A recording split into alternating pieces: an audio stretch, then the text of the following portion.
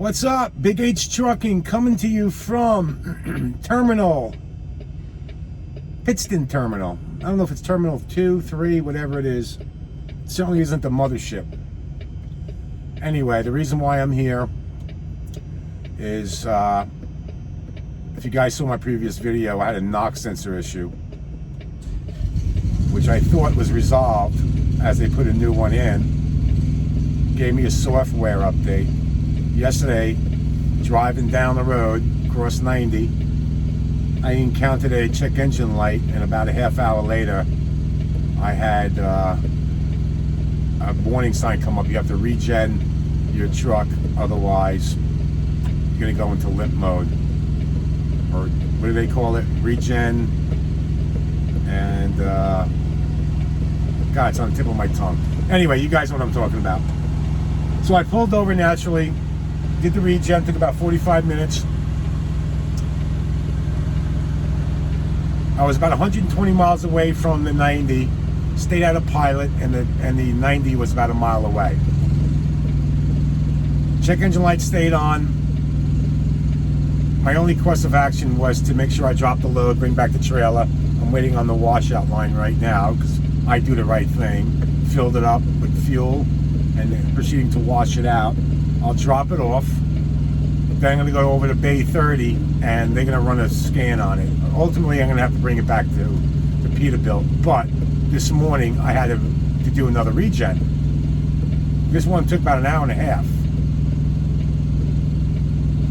So I contacted Road Assist, and apparently, I don't know if they can read it, but apparently they said I got a knock sensor that's on the fritz. Well, geez, I just replaced that knock sensor Wednesday.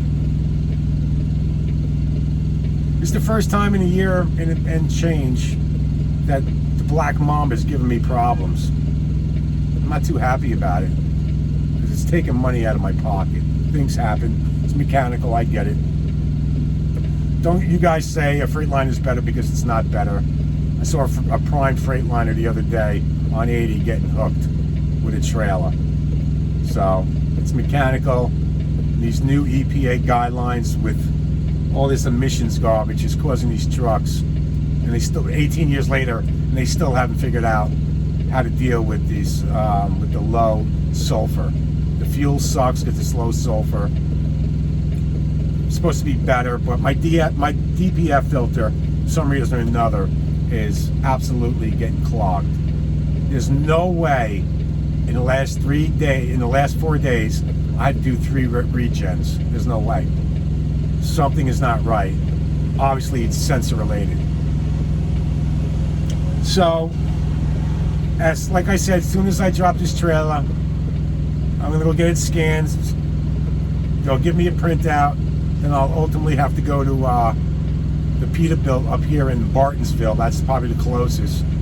I'll do that in the morning, leave about 5 because they open 7. I'm probably going to have to do another regen because I got 160 miles in between regens. So that's not too far, and I'm about 80 miles in from where I had to do regen to Pittston. And I believe I'm about another 40, 50 miles away from the Peterbilt.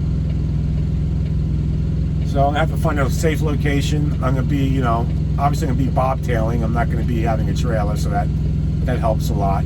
Thankfully, I always try to look at the bright side of things. I didn't have to get towed because I would incur that tow bill. I was able to the first time going to the shop, was able to manage to get to Peterbilt with the truck. Was able to...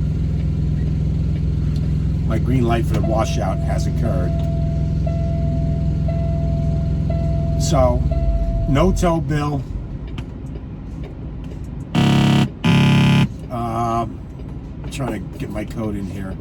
No tow bill has been incurred, which is saving me a whole bunch of money. Certainly don't want to get a tow because they're expensive, over $1,000. So again, I'm gonna drive it under the truck's power to Peterbilt up in Bartonsville. Leave it there. I was planning to do home time starting Wednesday, but apparently unless by some miracle chance I go there and they have the sensor in stock and it can do it right there and then. But I'm probably going to leave the truck there and let them, and just tell them to do what they need to do with it, and I'll be back in a week to pick it up because I have home time scheduled. Now again, in any case, if I'm able to get it done tomorrow, I'll stay and bring the truck back and go from home time there. But I'm under the impression I can get a ride from Prime to the Peterbilt, or from the Peterbilt. I'm all over the place. What does that mean? I gotta pull up? I gotta back up. No? I just need a washout, bro. Oh, okay. So, as you probably can hear, I'm in the washout bay. I just asked for a washout. So anyway, I'm having problems.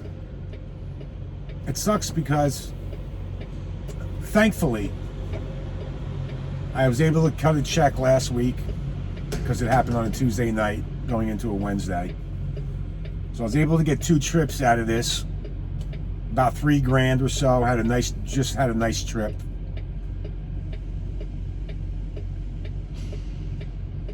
And I got plenty of money in the emergency fund, but I hate not running.